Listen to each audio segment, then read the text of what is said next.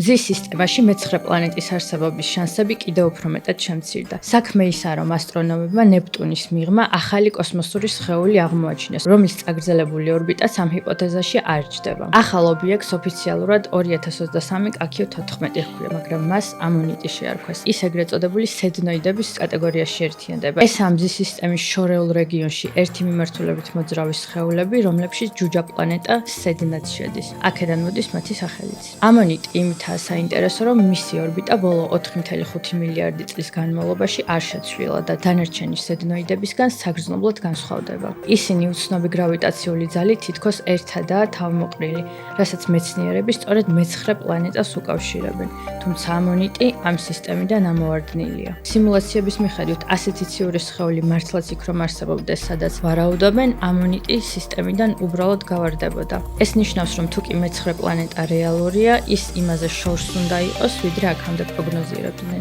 ისიც შესაძლებელია, რომ ამგვარი ობიექტი ძველად არსებობდა, მაგრამ შემდეგ ჩვენი კოსმოსური სამეზობლოს ფარგლებს გარეთ გადაინაცვლა და ის უჩვეულო ორბიტები დატოვა, რომლებსაც დღეს ვხედავთ.